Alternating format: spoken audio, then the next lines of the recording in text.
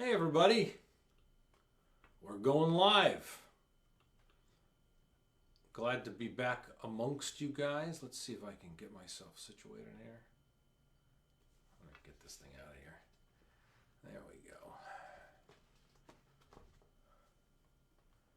Let me do this. This will usually. All right. Hi Clara. Hi Denise. Welcome. Thank you. Glad you guys are here for another exciting episode of Common Ground. Let's see, maybe this will help. Maybe that. Give myself a little more light. Welcome everybody. We're going to start in just a few seconds. I'm just getting myself ready. Hope everybody's doing well. Hope everybody had a great week.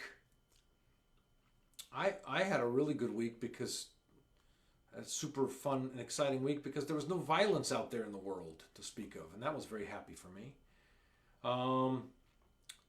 So hopefully you guys had a great week and ready to get into this topic and this conversation. We'll start in just a couple of minutes. Give a few more people a chance to get on. If you just joined us, share the page on your share us on your page so that you can we can get more people to join the conversation. And I'm going to, while I'm in here getting started, I want to. Oh, there's Eric. I gotta. Let's see here. Very cool. I want to copy the invite link, and then I want to put it in the where is that? I want to make sure I get it in the chat. That's the link if you want to join us and talk with us. You don't have to turn your camera on. You can just say hello. Welcome everybody. Yeah, share this so we can get on more people's pages. But for now, let's get rolling. Good evening, everyone. Thank you for being here. You know where you are. You're on Common Ground, the place where we seek to transform division into understanding. At this point in history, well, let's just say our country's been through a lot. Bigotry, fear. These things have threatened to tear our nation apart in recent days. On this show, we want to do our small part to strike a blow against the fear that divides us by listening to one another as we discuss the most difficult topics with respect, civility, and a mind open to a differing opinion. We're also here to challenge ideas, thoughts, opinions, beliefs, and to do that courageously. So if you are all about, healthy, rigorous debate, you're in the right place. If you don't like your ideas challenged, this show will not sit well with you. But when we share our opinions freely, we find we can form an alliance of reason with our fellow citizens, even when we don't agree, and we discover we're not all that different, and it's not so hard to reach common ground. I'm your host, John Lombardo. Our topic for tonight's discussion, pretty simple. Hi, Billy. Glad you're here.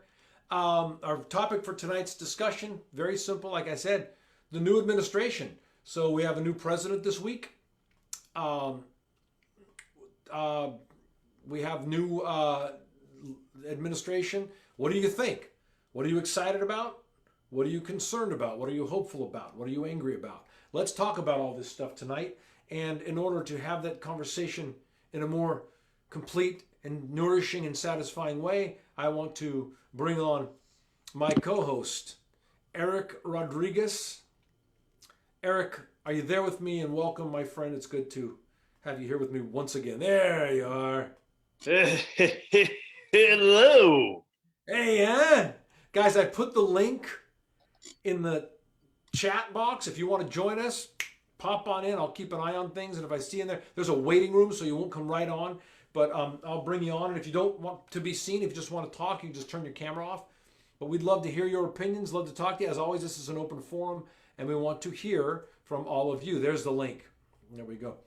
Denise said, I am very excited that the article of impeachment is being sent to the Senate on Monday. Sad that the trial won't happen until February, but that's not very far away, and it signals that perhaps, finally, there will be actual accountability. Accountability. Okay, thank you, Denise, for sharing that. I guess we can hop right into this, right? Eric, let me ask you a question. I usually kind of ease us into the topic, but what the hell? Guys, thank you for joining us. This is Common Ground. Cool, very cool. Make sure to type your comments in the chat. We want to hear from you. It's not a beer, I promise. I'm sober these days, but um, okay, maybe not sober in the strictest term of the words, but I've been drinking lately. So whatever comments you want to make, we are talking about the current administration. I'm going to do it again. I've got the Zoom link in the chat. If you want to pop in and talk to us, click on that. You can either join us via Zoom or you can just join us and keep your camera turned off and we'll hear you however you're comfortable. Eric, let's get right into our topic. We're going to talk about all the things the Biden administration are doing. And I guess Yes, sir. one of the important pieces of that is this impeachment. Do you think it's a wise move to impeach Trump? Hi, Jennifer Drummond. Um, Sorry. what? Wise. I'm not sure. You know, I've thought about this a little bit, and my first knee jerk reaction was oh, don't do that. That's just gonna piss people off, and um as they used to say after 9/11, that's when the terrorists win. I mean, and I don't mean that like I criticized Donald Trump for characterizing half the country as radical socialists, trying to destroy America. I'm not doing that to Republicans. I know that even those there, much like every other riot that we've seen in the last year, there were 20,000 people there that were doing nothing but peacefully protesting, exercising their First Amendment Of rights. course, of course. There were 1,000 people who broke the law, and there were probably only 100 people that really plotted some really serious tyranny, um, serious sedition, serious. I mean, it's common knowledge now that there were very serious plots Right. to kidnap and kill. And certainly there were a lot of people there that intended to stop that vote. So there is no question in my mind that for a long time, and I read some things about, for a long time, Donald Trump encouraged people to come, encouraged people to he encouraged people to believe things that over and over and over again were disproven, or an accusation was run through the courts, instead of allowing things to go that way, he wanted people stirred up, he wanted people angry, and many of the videos I saw, people that went there angry said the president told us to come. There's some new evidence. There are new pieces of the story. Today I was reading that he didn't pick up the phone, and people don't. And when this was happening, they were trying to get in touch with him to get the okay to send National Guard in, and he didn't pick up the phone. And some people say he froze, he didn't know what to do. Other people say he was intentionally, that Eric, he was. let me interrupt you for a second. Someone is saying, Rush is saying, I'm out. This is not common ground. Rush, I want to tell you something. If you can't handle other people expressing their opinions about this, then you shouldn't go. You shouldn't be here, man. You should go. Just letting you know that. So, bye, Rush. Sorry, Eric. Go ahead. So I mean, I've just said things that I've read. I mean, I don't even No, know look, that I'm done pandering to far right people who think I that anything spoken against what they think is somehow an attack on them. The common ground means we can all come here and share our opinions. The Zoom link is in the chat. If you want to chime in and have part of the conversation, hop in. But coming here and feeling sorry for yourself in the chat, not going to work for me anymore. I get a ton of Facebook messages throughout the week of people feeling that they got their feelings hurt and insulted on the show. Common Ground is not about protecting your opinions and beliefs. Common Ground is about having the courage to come and share them and talk about them. So I'm just stating it for anybody watching. If you don't want your opinions challenged, if you want to hear something other than what you choose to believe, this is not the place for you and you shouldn't be here. I'm sorry, Eric, go ahead. That's quite all right. Yeah, and just to that point, I mean, I appreciate you saying that. I think that that's important. And you asked me if I thought that it was wise, and I still don't know if I know the answer to that. What I do believe, given everything that I saw, what I believe is that the president encouraged people to break the law and to storm the Capitol, and he encouraged people to believe things that just were irresponsible, and people died as a result. And not just 5 people died, but maybe 6 people died, but also there were 50 other cops that were injured besides that. I mean, it was a big deal. Plus, I guess there's 2 questions I'm trying to get at here, because the initial my question to the group was, what are you excited about? And we got right into the impeachment thing, which is an important thing, I suppose. But I think that it's obviously, I mean, a lot of people, both Republican and Democrat, believe that it is legally correct to impeach Donald Trump. I'm wondering if it's politically wise to do it. So let me say this. There's no way to know that, but what I do know, what I do believe, what happened on January 6th is we saw very clearly that there is a radical contingent that is willing to kill, willing to take over the government. It's an extremist contingent, and I want that out in the open. And if people get angry about if the Senate, which is 50-50 Republican, if they hear evidence and they convict Donald Trump, and the only thing that would happen he would lose his pension from the government, he'd lose some benefits, he wouldn't be able to run for president again if that was part of the sanctions, because it's not automatic. So that's all that would happen. It's not like that. It's however, if people got angry about that, I think that separates the wheat from the chaff a little bit. I want those more extremist factions out in the open.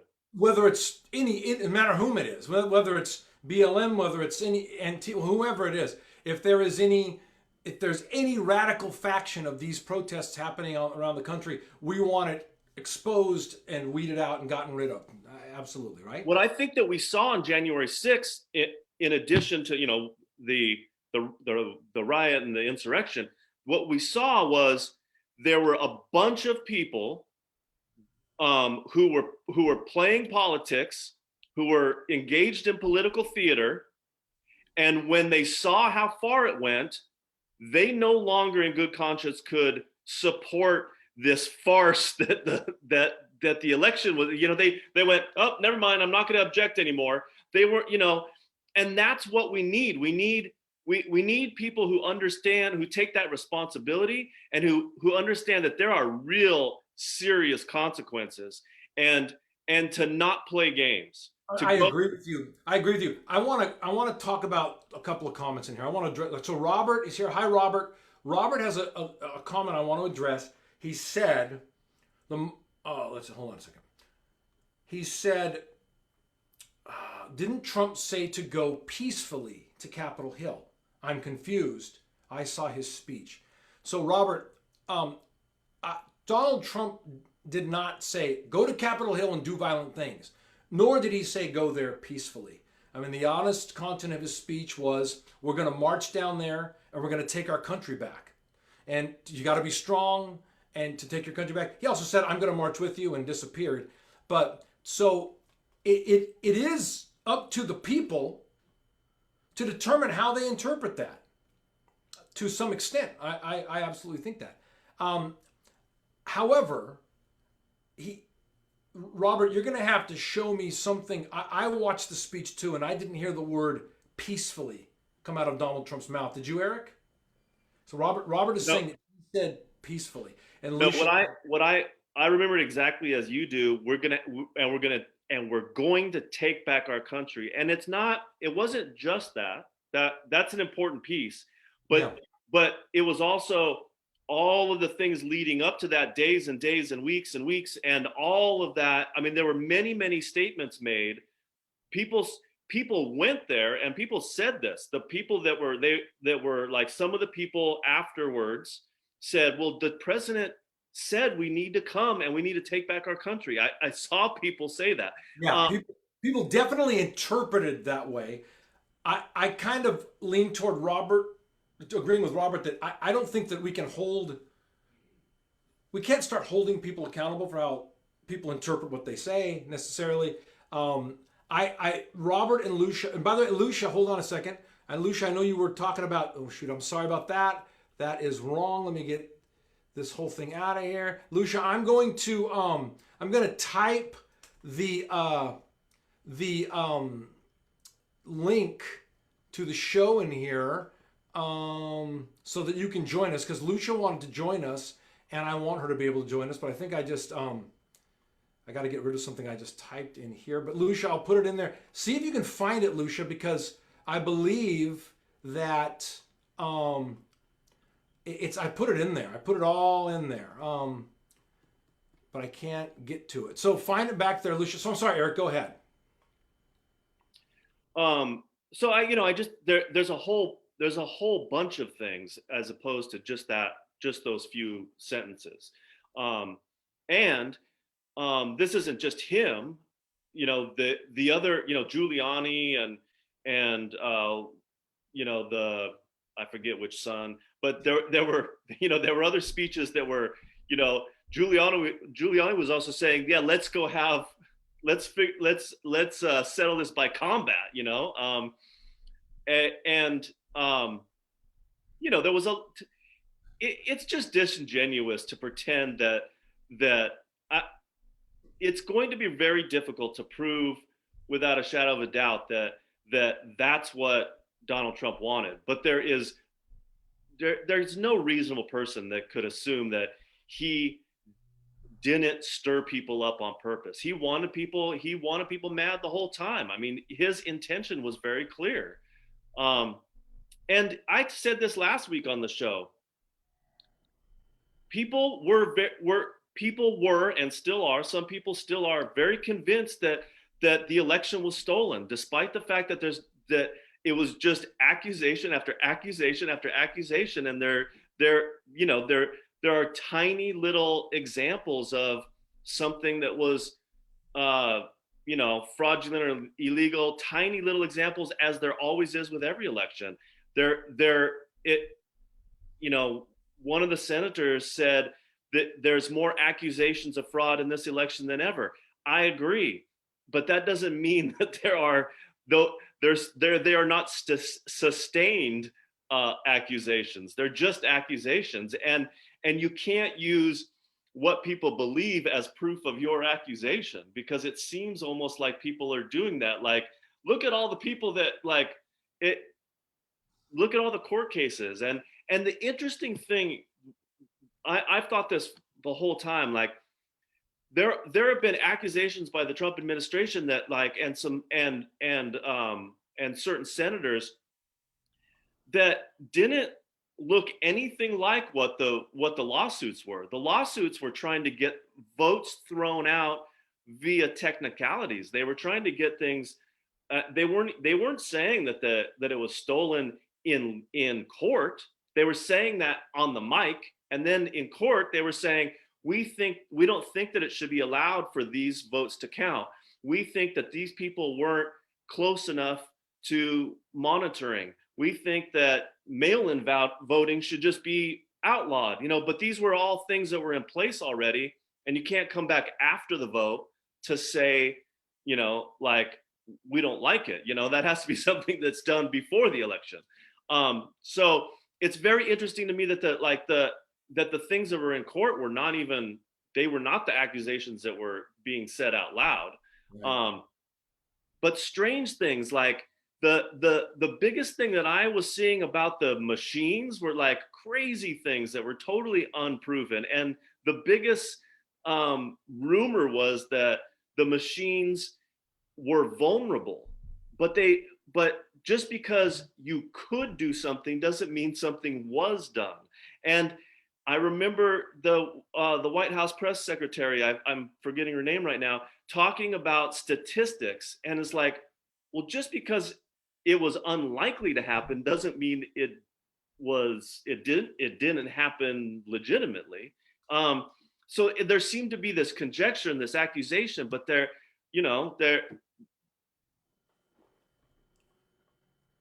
Are you there, Eric? Yeah. Okay. Yeah.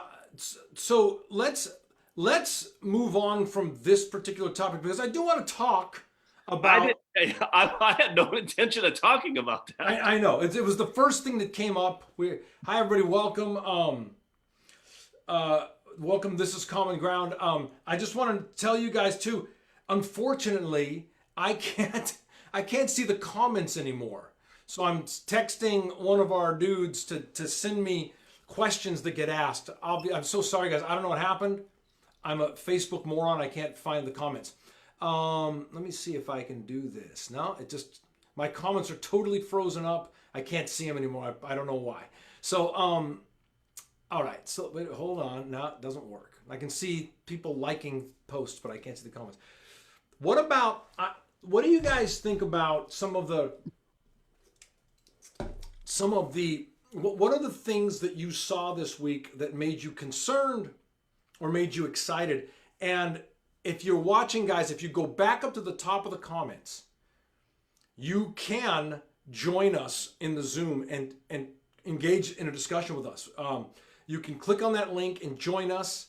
You don't have to turn your camera on. You can just talk with us. You'll go into a waiting room. I'll see you. I'll let you in. We invite you to come and join us for the conversation. So what are some of the things, like I will tell you guys, I saw an interesting post on Facebook today from a gentleman who's a Democrat. I'm in a couple of political groups, and there's a nice mix of Republicans and Democrats within those groups.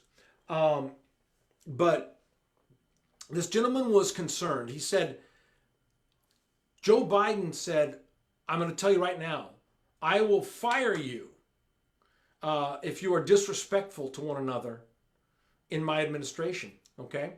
And that was publicized that he had said that. He'd laid that down. That's not something legislative, or it's not an executive order. It's just something he said to his staff. But the person writing about it said, wow, what a drag. I thought we had moved beyond bullying. Like, I thought we got rid of the bully. And now here's this person bullying his staff. That's an interesting thing to me. I think that putting a focus on respectful treatment of one another in the new administration is a very good thing to do. I think it's a healthy thing to do. What do you guys think? Do you see it that way? Eric? What do you think? I'm asking the group, and I'm gonna be asking for texts to be sent to me. But what do you think, Eric? Well, I think it's absolutely necessary. One of the things that always bothered me the most was the disrespectful tone to everybody. The bullying, and I don't know how that's bullying to say this is what I expect. I mean, to me, this is like a boundary, a here's how we're going to operate. Here's part of your job is to be respectful to one another, and if you aren't, I'm going to find somebody who will. Right. I'm going to fire you. That is what he said. I'll fire you on the spot is what he actually said. I saw the video, and it was on a big there was like hundreds and hundreds of people on Zoom, and he was giving this, yeah, I don't know. That doesn't seem like bullying to me. Now, he could bully people with that. Sure.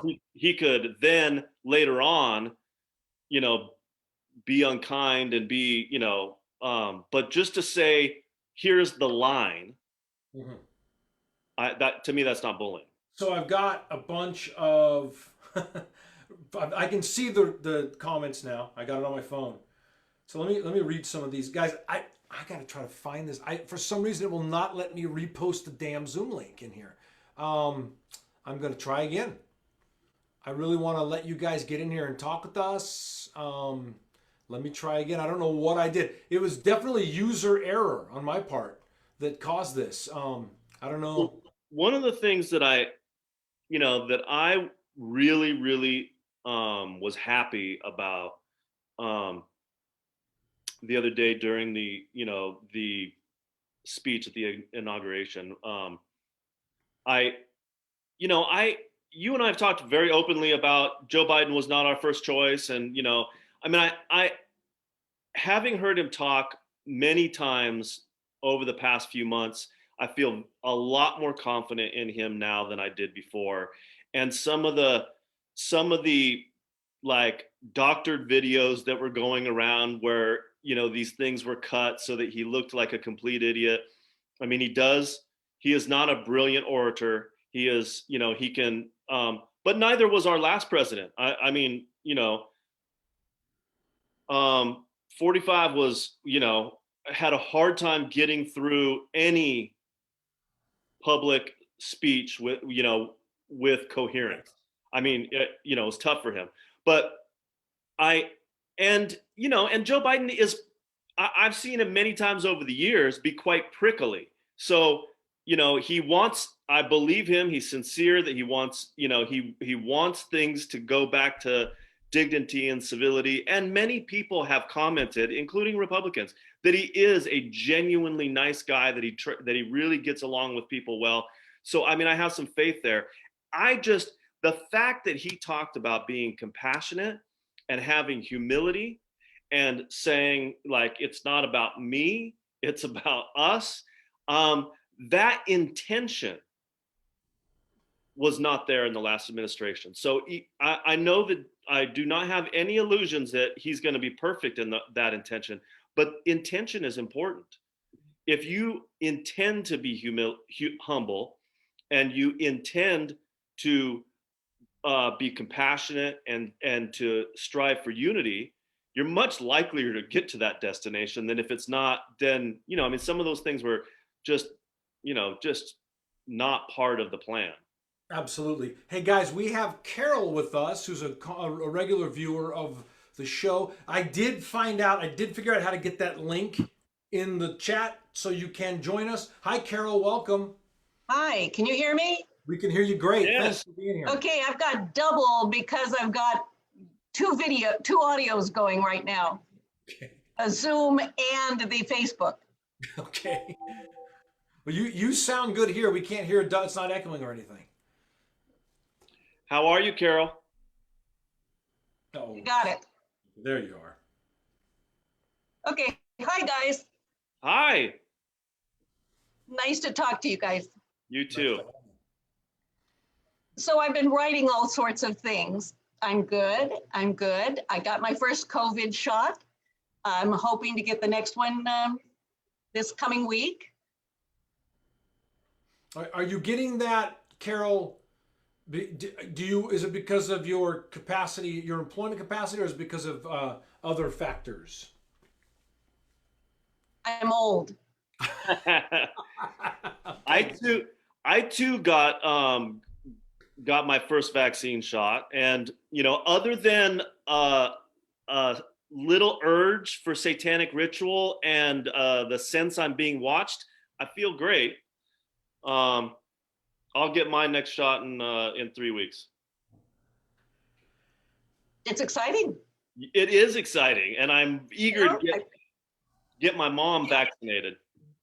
Yeah, I feel, I could get sick, but I'm not going to die from it. So it's good. So, Carol, tell us what you were thinking of when you joined us tonight. What's on your mind? What did you want to share with everybody? I was so blown away by that poem. I thought that was the only official poem I ever heard at any sort of public thing that wasn't some old white lady talking about weird stuff or some kumbaya thing. I mean, it was so perfect for the moment. It wasn't something she wrote 4 weeks ago. It's something that she was still writing right before she said it. And I think it resonated in ways that just were wonderful. You know, I have to confess, guys, I have not watched it yet. I haven't seen the poem yet. I watched Things about it, haven't watched it yet. I watched that part a second time. So Yeah. I watched the inauguration. My boss, it was great. I had a meeting, a Zoom, a manager's meeting with my agency, and my boss sent us an email saying, "Hey, for those of you who want to watch the inauguration, go ahead and do that. We'll start the meeting at 10." And so I went, "Oh, cool," and I watched it. And then the day after, I listened to the poem again. It was really moving and really just so apropos to the moment, and just yeah, I agree, Carol. I thought it was amazing. Yeah, it was very moving. And Lady Gaga was pretty doggone good too. Yeah, the performances were excellent. Yeah, it was good. Um, in terms of a lot of what's going on, I think this isn't the time to second guess Congress. Congress needs to consequence its members who lied to their constituencies and who lied to the rest of Congress. I mean, that's really what it's about. Do you stand up in front of Congress and lie? Or do you make some effort to tell the truth? And I don't think that's the kind of thing you can say, oh, well, you know. I think it's very important that that people be called on their lies. Hawley needs to be called on his lies.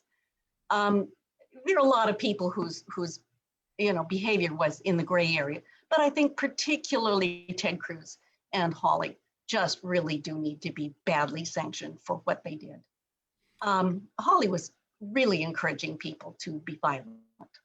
You know, I want to say, Robert Boyle, Robert, you're out. If you're out there, I know you are. So Robert, it looks like Robert is right. This is the exact transcript of what Trump said. I know that everyone here will soon be marching over to the Capitol building to peacefully and patriotically make your voices heard. So he did say that. He said we're going to walk down to the Capitol. We're going to cheer on our brave senators and I congressmen. can't answer. And we're going to be cheering so much for some of them. And then he said, he also said, the Biden presidency has to be challenged. You will have an illegitimate president. That is what you'll have, and we can't let that happen. If you don't fight like hell, you're not going to have a country anymore. So how does fight like hell and peaceful fit in the same sentence? I mean, so it was like if you wanted to say he's peaceful, you're going to pick the peaceful, and if you wanted to pick the fight like hell, you're going to pick the fight like hell. Yeah, yeah.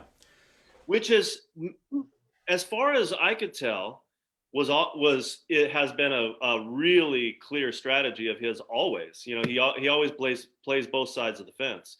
And he said, like, just the sentiment, like what he's saying is, and we think that he's lying, not misled, but lying.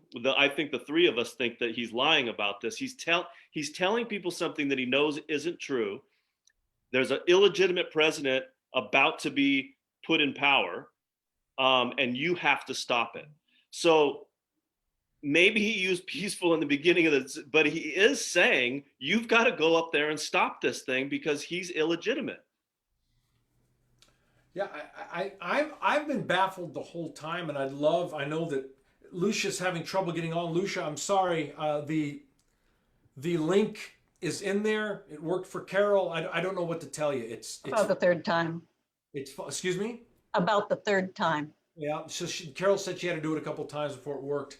Um, but one of the things that I'd love to hear someone out there, Lucia, Robert, uh, share with us, how did you continue to be supportive of the president stating emphatically that he won and that the election was stolen? Now, this is an important distinction. Words matter, right? He never said this election needs to be investigated. That's not what he said. He said the election was stolen. We were robbed. I won. He spoke in certainties. He's not an election official. His own election officials told him it was the safest election that we've ever had, and he fired them for that. And then proceeded to not even be able to be heard in 61 different court cases around the country. So how do you continue to believe that man's statements? And keep in mind, this is a guy who said the 2016 election was fixed over and over and over again. Tweeted it 2 nights before the election that this election was fixed. And then when he won, never said anything again and never did anything during his administration to make elections safer. So let's factor that in.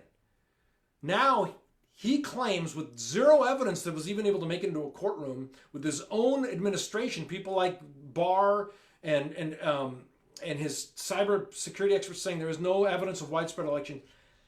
How do you guys continue to say, against all of that evidence and the lack of it, I instead believe this stuff, and so I'm going to support a person who is, look, if he's wrong, then he absolutely undermined a legal election. So where do you guys find yourselves in that? And that's what I'd like to hear from these guys.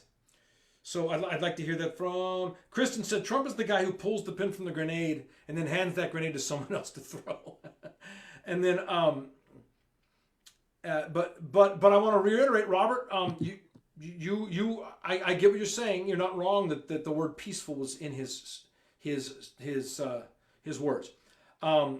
So I'm waiting to hear what everybody says about that. Carol, what do you think about that?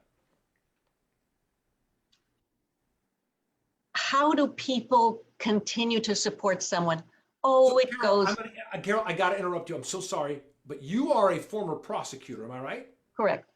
So Carol is a former prosecutor. I want you to respond to Robert's statement. The thousands of affidavits never made it to court. That's why. It's about the integrity of the election. Carol, as a prosecutor, can you speak about why those affidavits never made it to court? They didn't qualify, apparently. They were, if there were thousands of affidavits, I would have to have some evidence there really were thousands of affidavits, as opposed to the word of someone who isn't really got a great track record for truth, like Rudy Giuliani. But affidavits of what? Of who? Were they relevant? Were they affidavits of people who just had an opinion? Or were the affidavits, I tried to vote, but I wasn't able to sign so-and-so? And did they go through the election, board of election or whatnot? Did these people actually file some kind of a protest with their election board? Or is this just, I don't think there are thousands of affidavits. Affidavits is what it really comes down to. I haven't seen one. So we saw people testify. We saw a couple of people. They didn't seem credible to me. I mean, a couple of them seemed like they were intoxicated. But we did see people testify. But why? Testify where? Under oath in a court of law? Or were they just BSing?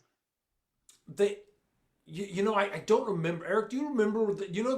I'm talking about that woman that seemed to be intoxicated with the glasses. That was like that. Is that what you're talking about? Yeah.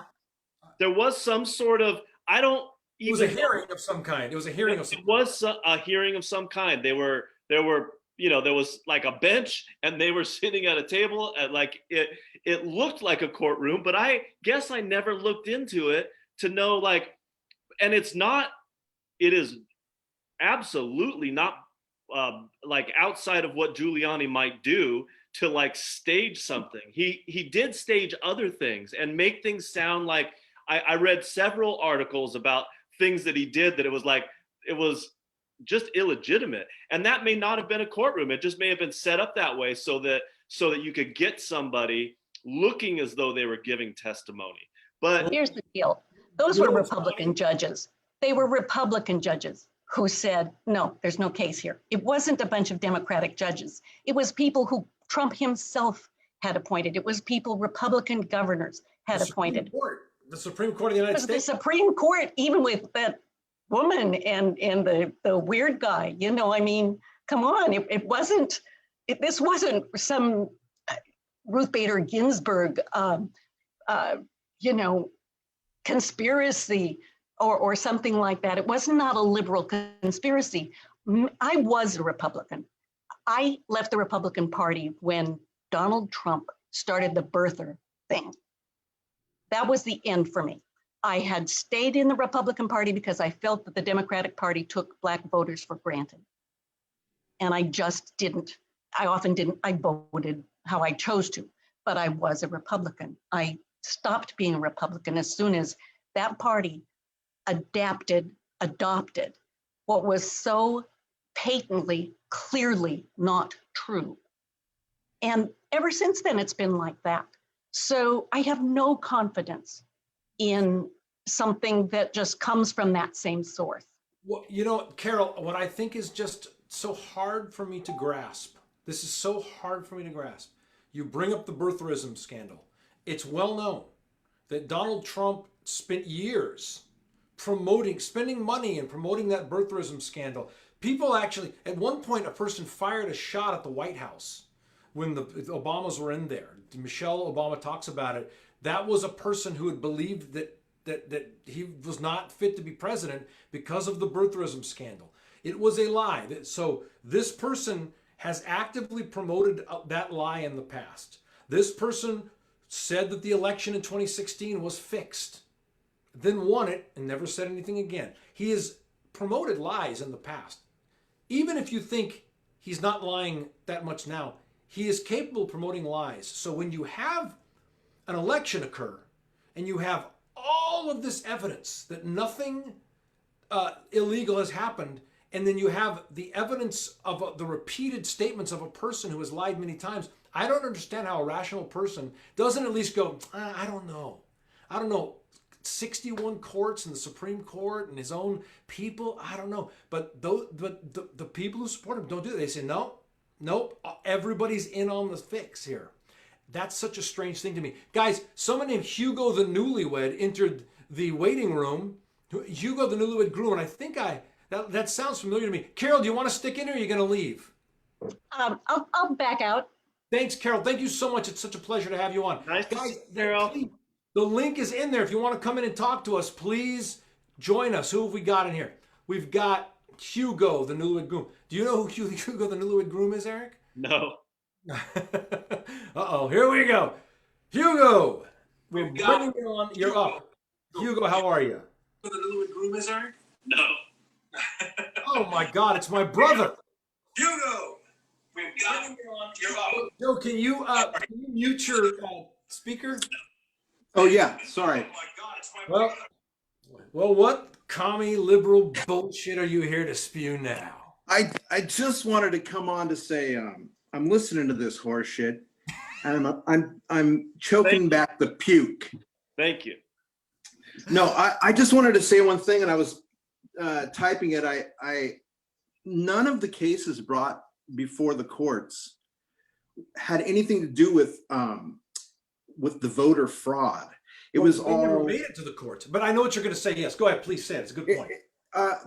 Nobody, Giuliani included, nobody said voter fraud. Nobody said that there was, I know that was the point that I was making, Joe, that they were saying that on the mic, but that's not what they were asserting legally. No, they can't, because if they did it in the court of law, there was repercussions. They could be in big trouble. So they said one thing in the courts, and then on the the national platform that they had, they said something completely different, saying that there was all sorts of fraud and it was stolen, and and that's what Let people me tell heard and you got guys, riled up. let me tell Sorry, you what? guys something very interesting. Now, I read this in a major publication. You might be one of the people that says, oh, anything that's in a major publication that's anti-Trump is bullshit. You're free to believe whatever you want. But you will notice that Trump has hired someone to represent him in his impeachment case, and that person is not Rudy Giuliani. He Right. hired someone else, and the word that what I read was that his advisors said, "Do not let Rudy Giuliani represent you in this impeachment case." Exact quote: "You need someone more credible and less prone to untruths." Credible I and prone to untruths. I always believed that, I mean, Giuliani has been such a mess and just spewing anything and not competent, and I mean just such a mess that I always believed that Donald Trump like hired him to be a mess, to be the patsy, to be the fall guy. Because I I can't believe, as bad as Donald Trump's taste is, I can't believe that he's that incompetent. I mean, we know that he doesn't like to put too much work into something so that he's not responsible. But like, he couldn't have possibly thought that Rudy Giuliani was a good attorney. But don't you guys think that it's about the show, right? With Trump, it's not about competence, or it's not about, you know, it's all about the optics. It's all about. Well, let's look. All of the people watching this show tonight, including me. This is what I go back to this all the time. All of us guys, me, you, all, Robert, everybody out there, you have an opinion of Donald Trump, which you have formed through whatever media you consumed about him. You watched him on the news, you read articles, you saw YouTube videos, whatever it may be, and you formed an opinion about him. I would direct you to a couple of facts that I'm going to reference in my final comments. To a 92% turnover rate in his cabinet, and 7 members of that cabinet, people who don't have an opinion of Donald Trump, they have an experience of him, of having worked with him, who say emphatically that it's terrifying how little he knows about the job of being the president. It was impossible and challenging and difficult to work with him. That's why so many of them quit. Many of them were fired for simply disagreeing with him. The Mattis, Bolton, Kelly, Tillerson, it goes on and on. People who say all very conservative people. Very conservative Those people were all people that the left went, oh my God, that right wing dude. I mean, the left. There's a mountain of evidence from people with experience, not opinions, about the nature of this guy's ability to do that job, and yet a lot of people chose to disregard that. But yeah, okay. God damn it, I didn't want to talk about. Let me just say one thing. Imagine if somebody that had the wasn't just the show, had the competence, that came in, that had the executive branch, the judicial branch, the legislative. They had the whole ticket, plus this cabinet full of uber conservatives that could have really pushed the agenda of the conservative community. Really, he passed his. He got a little piece of the wall made, and he passed the tax cuts. I mean, you've said it, John, if you were Republican, you would be furious at this guy for what he's done to the party. Well, what I have said is if I were Republican, I would be furious with Donald Trump because he handed the White House and the Senate. Yeah. He handed it to him. He could have walked back into the White House. He could have strolled back into a second term, and I believe the Republicans were going to win those 2 Georgia seats. until he started accusing Georgia Republicans of betraying him by not supporting the unfounded claims about the Senate race. That's my opinion. I think he handed all this stuff over to Democrats. He gave them all this. He gave them the White House and the Senate. Didn't have to happen. Joe, Donald Trump. What? Okay. What do you that you're here with us? And by the way, let me just say, you look delicious tonight. I think I might be using the Hugo, the newlywed moniker. Listen, Hugo, what have you seen? Let's talk a little bit of. Look, Biden has been he's got a plan that's out there. You guys know, I've said this from day one, I was never a Joe Biden fan, never. I do think he's handled some of these things very well, better than I expected him to, by not doing too much in terms of getting engaged in nonsense is what I'm talking about. He has a plan. What do you guys think of the plan? Are there points that of concern, points of, I'm so sorry. I am so sorry to the viewers. I don't know. I for some reason I cannot see comments tonight, so I haven't been able to involve you guys the way I want to.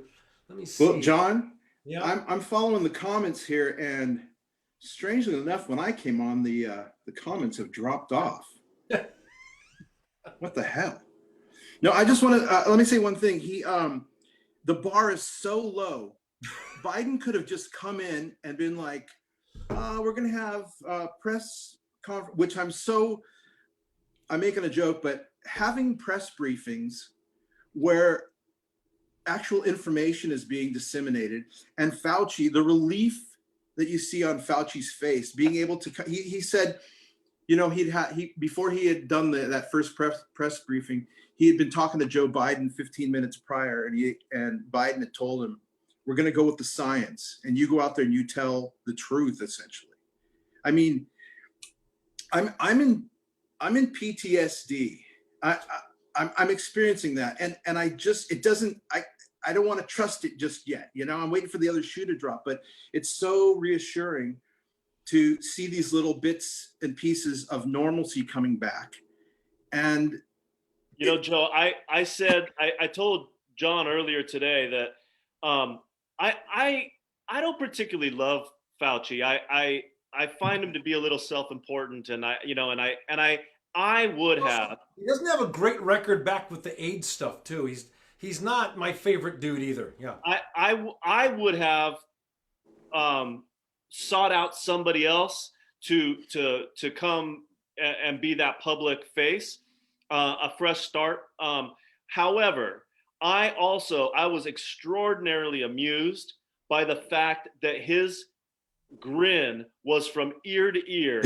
Just like you said, he said, yeah, I guess what? I get to just tell the science and tell the truth, that it's and he was trying really hard not to talk shit, but he was smiling so big, that said everything, Well, yeah, and the reporters in there were kind of setting him up for that, asking those questions. But I can see why Biden would choose Fauci, because he's been in it, and he just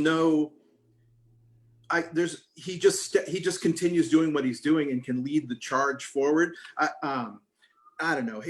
Biden is pulling a lot of people from his past and putting them into cabinet positions. And as you guys, I think, well, I know John has said, but Biden wasn't my first choice, but I think he is proving to be the right guy for the moment. Well, one of the things that I feel really confident about, I've heard tons of people from past administrations, from current people that are still in the government now. I've heard tons of people on both sides of the aisle say that he really is a coalition builder, and he really does listen to people. And his big tactic, which is sort of a salesman tactic, but is to sit down and say, how can we get you a win? And I think that will go a long way. And I don't think that any revolutionary, big, giant changes would have worked right now. It would have been a disaster. Yeah, I agree. Yeah, I agree. Something else, Eric, you said this, and I really, really staunchly agree with you on this. That what's great, one of the things there's a lot that I have not liked about Joe Biden. I really, he was my last choice when there were multiple candidates. And I agree with you. I think he was the only guy that could have really gotten elected. He brought moderates over. But one of the things that you said this, and I've thought about this a lot, it's such a good thing.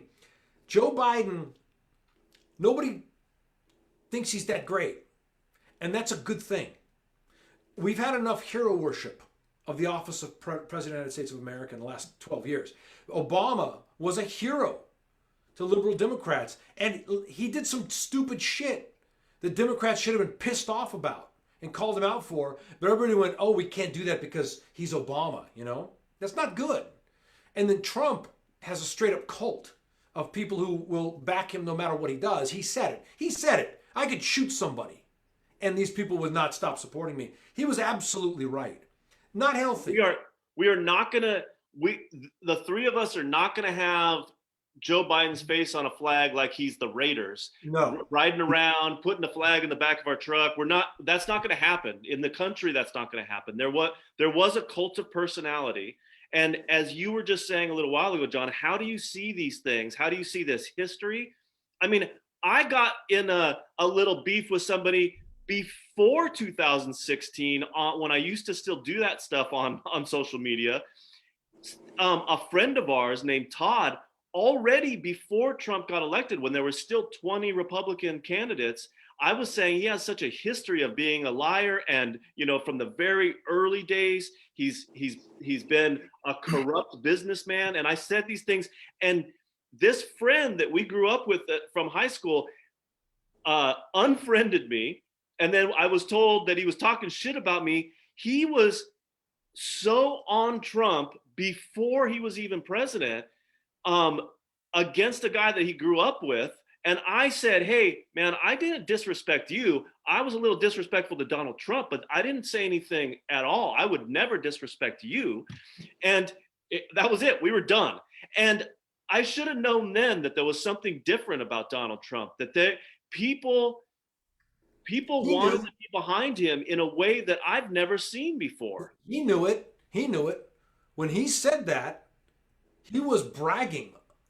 He was saying, I got these people so freaking duped by me. They're so sold on me, on Trump, I could shoot somebody and I won't lose their support. And you saw it. I mean, look, I'm not calling anybody out that didn't come on here and do this in public.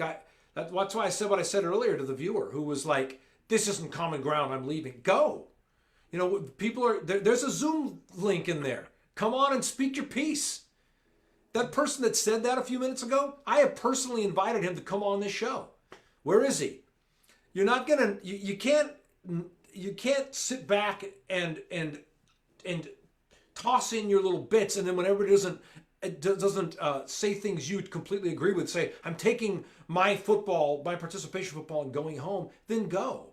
I just don't want to pander to that kind of stuff anymore. It's not political. It's not left and right. It's about a mindset of there's this list of things that cannot be challenged.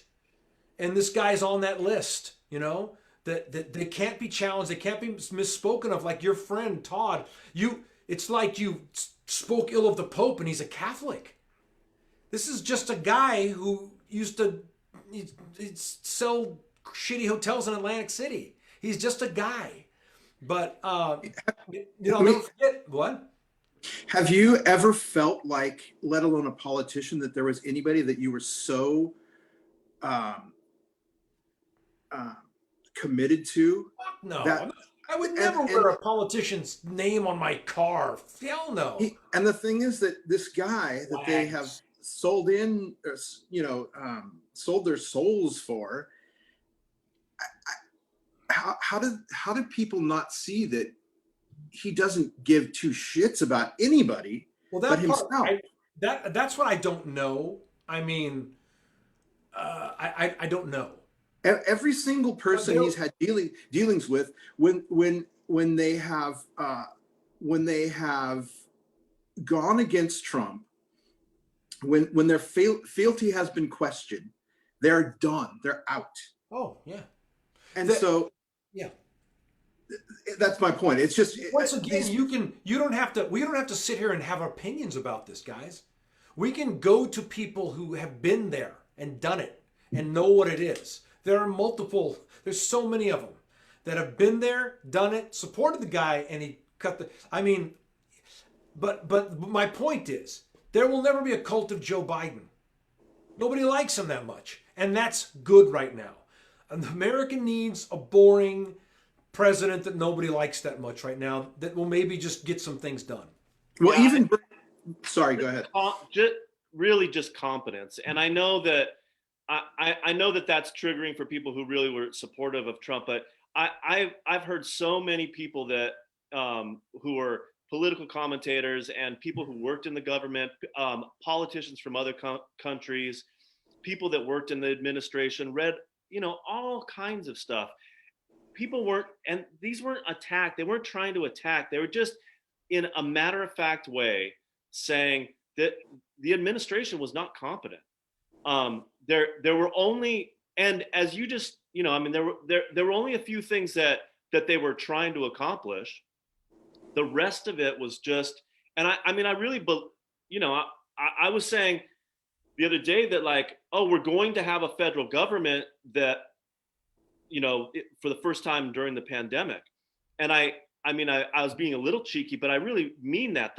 The Trump administration did not believe in federal government. I mean, they believed in it, in a few ways. Like if they didn't like what was going on, they were going to send some troops in here or there, or use the weight in some way. But the philosophy was no, the federal government does not get involved with the rest of the country, and so we are going to see a different response, which is really what we're supposed to be talking about. But this is what happens, right? This is the reason why Donald Trump was president. It's not just the people, worshipped him, joined his cult, but somehow he moves the needle more than anybody else and gets everybody fired up. None of us wanted to talk about him, and here we are. That's all we're talking about. What? Let me. This might change gears a little bit, but here we are 1 year on from the pandemic, and we find out Biden's administration comes in and they expect to take over the pandemic protocols, and they find out there's nothing in place. How does that not enrage? How does that happen? So here's the thing. I'm looking at this right now. And by the way, while we've been talking, the Democrats have agreed to a 2-week delay of Trump's impeachment trial. But I'm looking at this in my news feed, and what happens is I guarantee you that people looking at that say that's fake news. I mean, there are 2 different agencies reporting that the Biden administration got there, and there is no plan to be handed off to them. But we heard the president and people from his administration and several senators saying, "Oh, we're not going to do anything about that." I mean, we heard them saying the virus is going to run its course. There's nothing we can really do about it. I mean, so and we didn't see any action. So why would anyone doubt it? I mean, there wasn't anything done. I know that there was that Pence and Trump and Kushner all said we did tremendous work, but there wasn't anything done. Maybe they were waiting to see, like, maybe they had like, okay, if we reach 500,000 dead Americans, then we'll do something. But let's not jump the gun here. Do you guys remember when I got beat up when I was 15, and I took about 20 straight punches, got my cheekbone cracked, and I said 21 punches is my limit. That guy was lucky. One more. Do you guys think that what about why do you guys think, I'm confused by this, something. Why hasn't Biden fulfilled his promise to sign an executive order to reunite those children with their parents? I don't know. I was thinking about that. That would have been one of the first things I would Come think they on, would man. address. But Yeah. he's going through. Did you hear about this? He's taking days to go through the different um, points of interest that he's going to be working on, and next week I believe he's going to be talking about immigration. So I'm wondering if, I mean, honestly, he's had what, 2 days? No, I know, but he has signed some executive orders. I like what he's doing with DACA. I know some DACA people. I think that that's a really important thing. These are people who came to the United States of America when they were very young. They didn't commit a crime. They were brought here. They've grown up here. They work here. They're normal people. Right. They should be allowed to pay taxes and contribute. This is a pet peeve of mine, and was the whole time.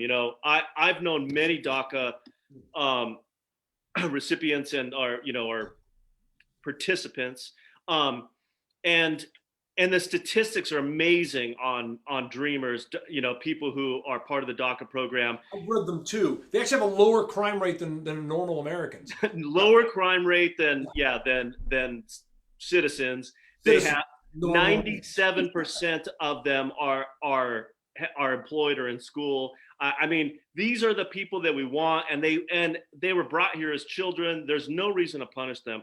So Right. yeah, I don't know the answer to your question, John, but because he signed the executive order to reinstate DACA and introduced a bill, an immigration bill already. So and there were some other immigration issues that have already been addressed. So I have to assume that either it is in the bill or there's some legal something being worked out, because he did say that that was something he wanted to do on day one, and he's already addressed some immigration issues. So there must be something that, I mean, it didn't slip his mind. It's either in that immigration bill that's been introduced to the Senate or to the House, or else there's something that they've got to look into. I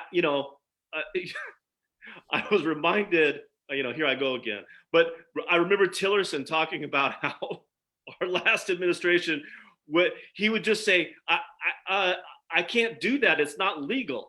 And,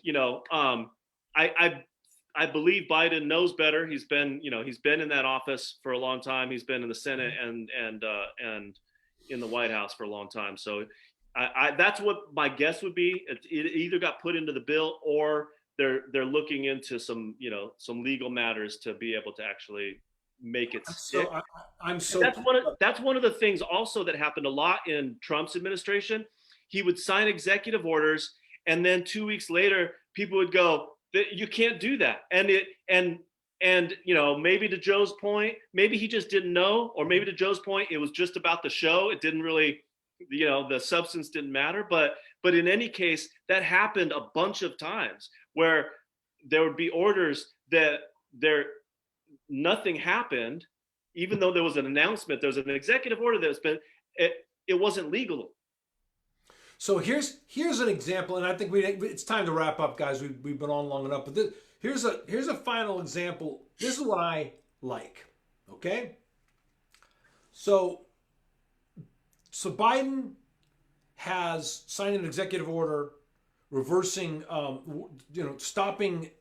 halting work on the pipeline, right? The Keystone Pipeline. Conservatives are upset about that. They're saying he's already costing thousands of jobs.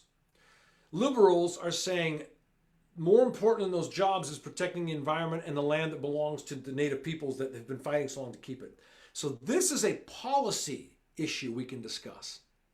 We can come together and discuss weighing the jobs, the energy jobs, against the rights of those people. And this is where American politics needs to get back to.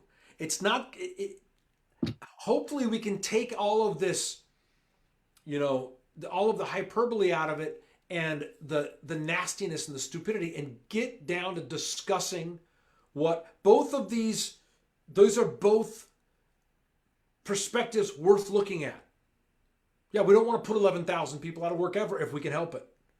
And yes, of course, the sacred lands of Native peoples need to be respected, and we have to be careful of how we treat environments where people live and things that get into the water and cause people to get sick. Of course, that has to happen. A bunch of people are getting in trouble for Flint right now. You know, there's a huge court case, Flint, Michigan. All these people are getting big deal to the thousands of kids or however many kids that got poisoned because nobody did anything.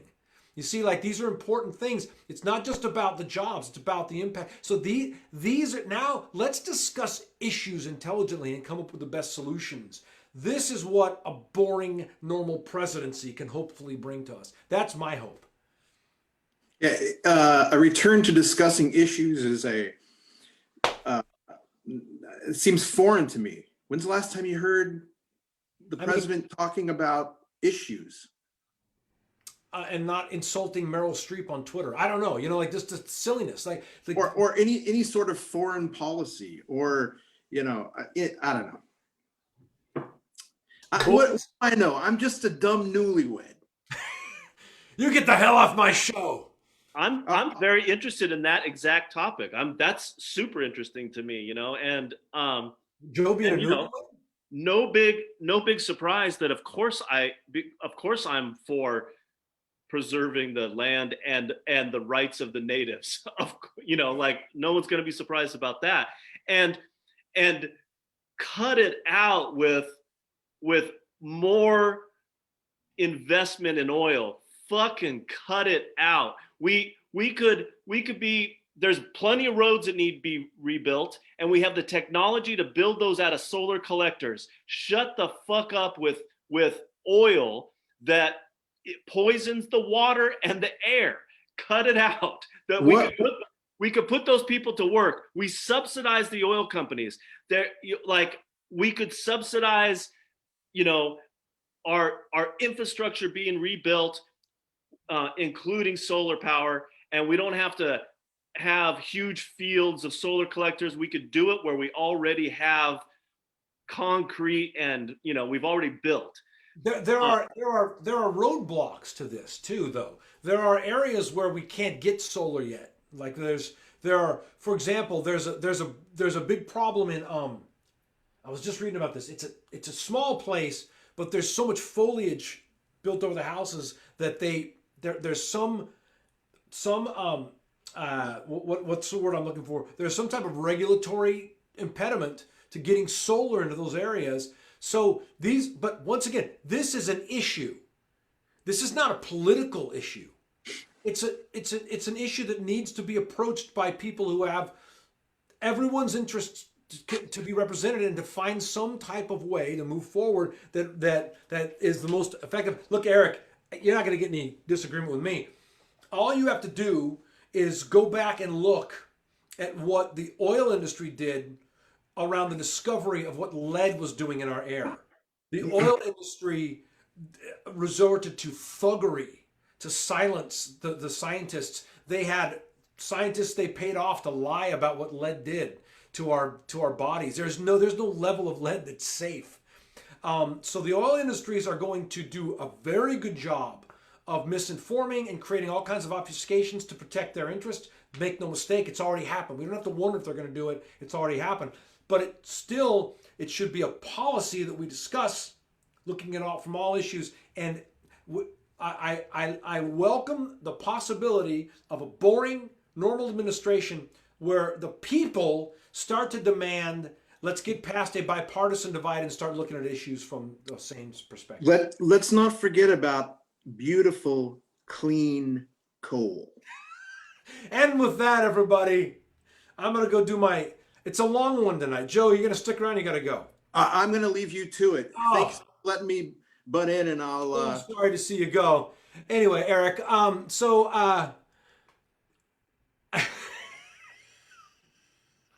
right, guys. I'm going to rant tonight, people.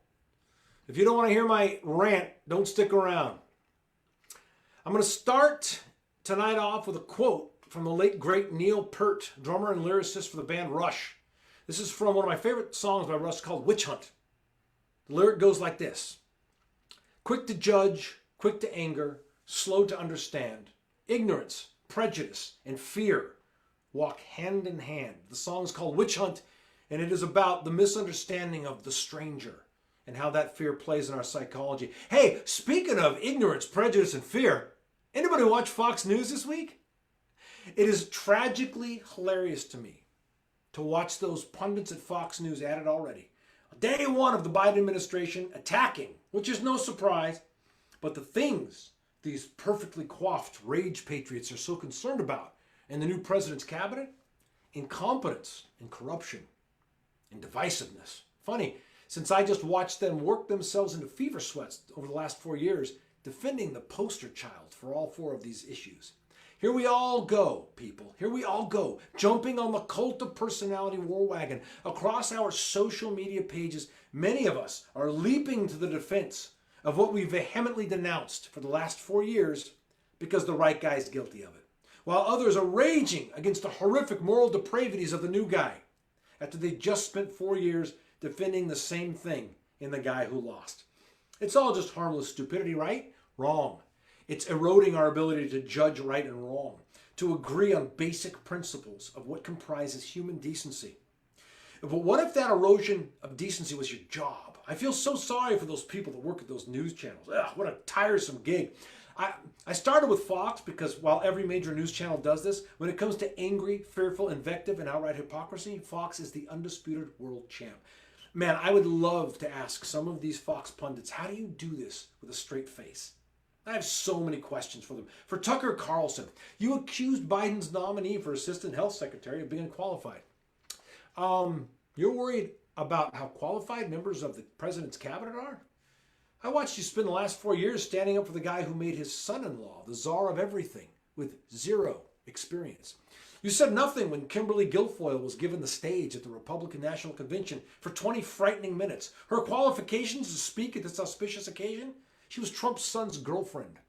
You held your tongue and stood in support when Trump chose as his energy secretary a guy last seen on Dancing with the Stars. Trump himself has been accused by no less than 7 former close staff members, 2 of them being 4-star generals, of being, quote, utterly unprepared and unqualified, unquote, to execute the duties of POTUS. You had no problems with that. We should all ask that our representatives be qualified to do a good job in the positions they hold. But you, I think you forfeited your right to position yourself as a voice of concern on the matter of qualification.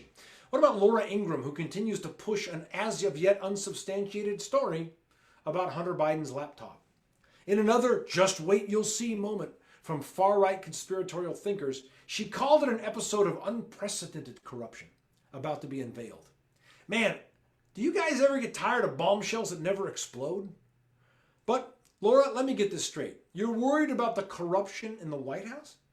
Over the last 4 years, I've listened to you bend ethics into a triple pretzel every week to explain away the corruption of a guy whose family can never run a charity in the state of New York again. Remember the PPP fund, everybody? Money allotted to help small businesses during the pandemic? It was on Fox News, Laura, that I watched with my own eyes and heard with my own ears when a journalist asked the president the question, who will be the oversight?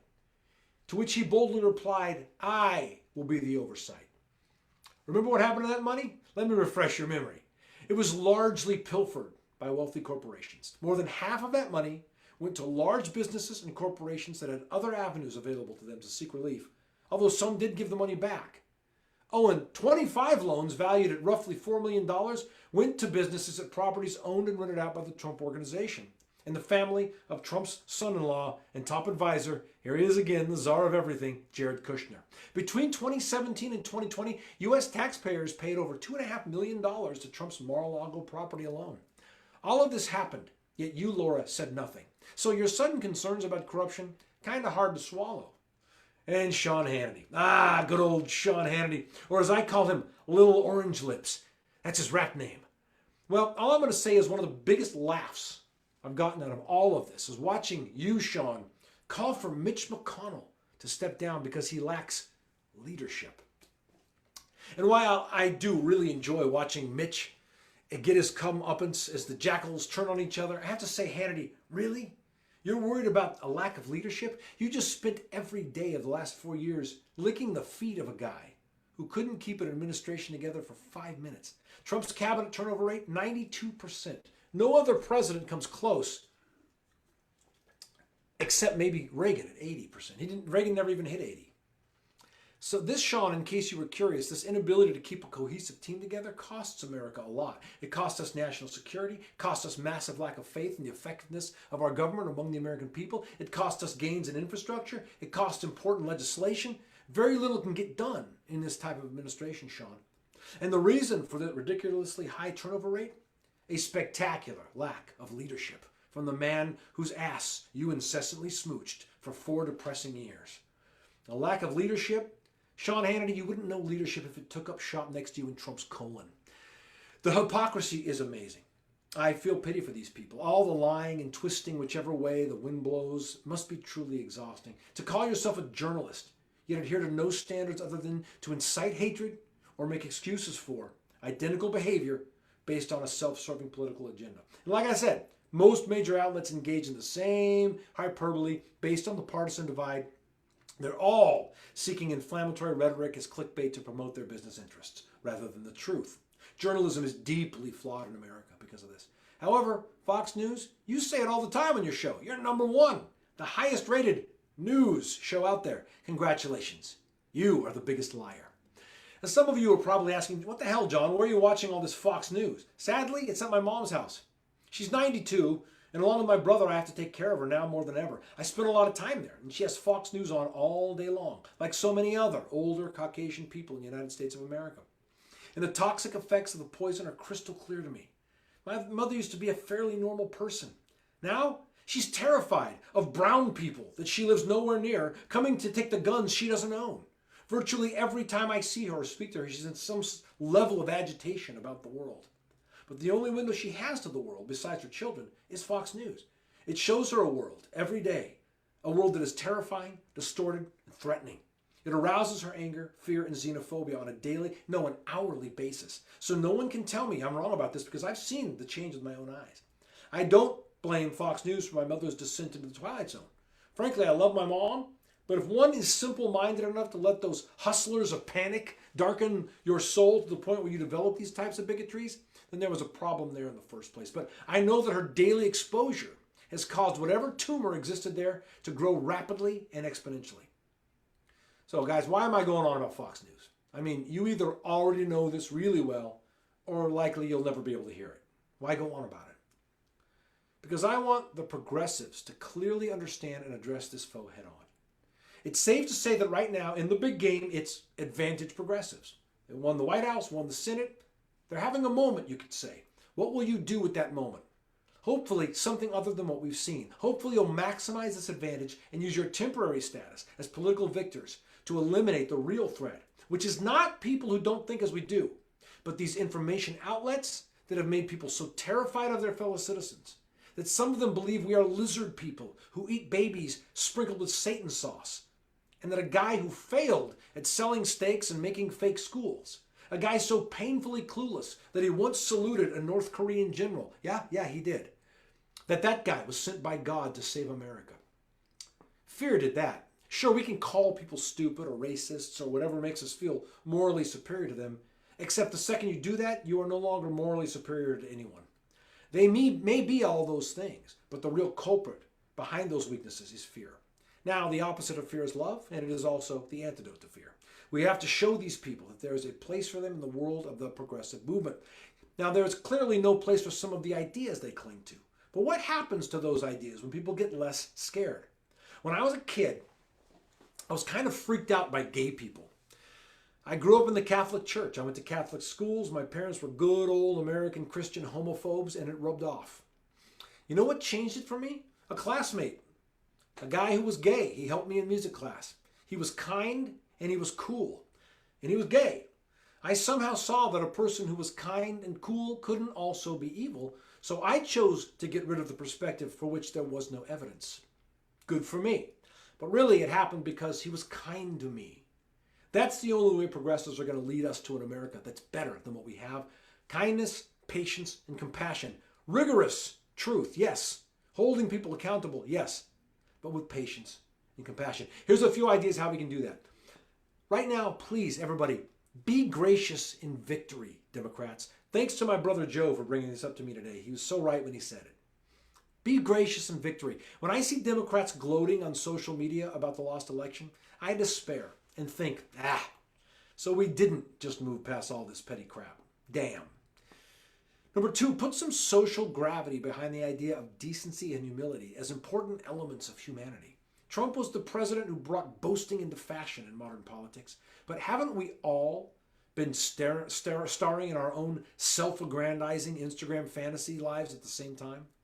Now, Biden's done a pretty good job of this so far, claiming he will fire people within his cabinet who do not treat one another with respect. Bravo. He gets that now is an important moment to accentuate treating people with some dignity. Lastly, reject all messages that incite your fear. Let me say that again. Incite your fear. It's easy to go laugh at the nuts on QAnon message boards and shake your heads at those folks, but what pushes your buttons? What are you abiding in your feed and in your mind that gets you in that fearful place where you're less likely to show courage and patience? There's no political side that is above using the propaganda of fear to manipulate its constituents. Know that and resist. We have to keep our own streets clean. See, Fox News is just the most glaring example of a form of toxin prevalent in the American information diet. And we're all, to some extent, gobbling down the poisonous stew of our own demise. Fear is so sneaky and insidious, it seeps in through every weakness we leave unattended. And its best trick and worst effect, fear can make itself seem like wisdom to the unguarded mind. You know what I'm talking about? The most fearful reactionaries among us believe they're the ones who actually hold the knowledge. But like I learned when I was little and afraid of monsters in my closet, or as the QAnon folks learned this week as they watched their savior fly off for the last time in a helicopter, most of the time that stuff that makes you most scared is usually only in the most juvenile parts of your unguarded mind. Stand guard, my people. Don't let it in. So those are my 3 admonitions for you tonight, my brethren. Reject fear, love your neighbor, and rock out to Rush regularly. That is our show. Thank you guys so much for being here. If I offended any of you, that's cool. Have a great night, guys. I'll see you next week. Love you, Eric. See you tomorrow.